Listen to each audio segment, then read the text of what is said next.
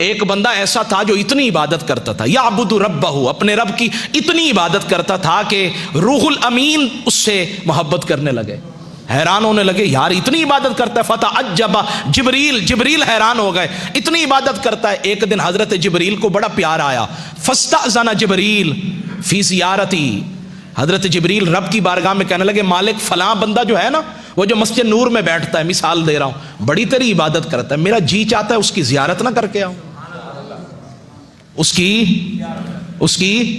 जियारत ना करके आऊं। हजरत जिब्रील ने जब ये बात की ना, रब ने फरमाया तुझे इजाजत मिलेगी। अज़ीना लहू, इजाजत देते हैं, बिशर्तिन, लेकिन एक शर्त है। क्या शर्त है? का अन यंजुरा फिल लौहिल महफूज, लोहे महफूज में उसका असल, उसकी जो किस्मत है ना, तकदीर है, जरा वो देख लो। जब हजरत जिब्रील ने लोहे महफूज में देखा ना, तो कहते वहां तो उसको शकी लिख दिया था, बदबख्त लिखा हुआ था। हैरान हो गए, जमीन पे उतरे, उस बंदे की तरफ गए, सलाम दुआ के बाद उसे बताया मैं जिब्रील हूं।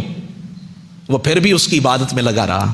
कुछ होते हैं जो हजरत खिजर के पीछे भागते हैं, और कुछ वो होते हैं, हजरत खिजर भी आ जाए ना, मैं बेअदबी नहीं कर रहा, वो कहते हैं जी खिजर आना तेरा आना मुबारक, लेकिन जिसकी इबादत मैं कर रहा हूं ना, मुझे किसी के लिए तवज्जो देने की जरूरत नहीं है। तो फरमाते बात खत्म हो गई। फरमाते हजरत जिब्रील ने कहा तुझे अल्लाह ने बदबख्त लिखा है।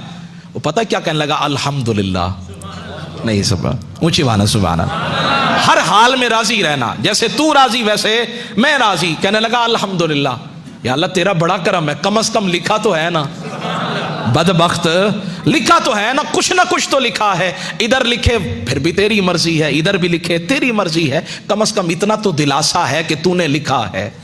हजरत जिब्रील कहने लगे शायद के, फज़न्ना जिब्रील हो अन्नहु लम यस्मा कलामहु, वो कहने लगे शायद इसने मेरी बात को सुना नहीं है।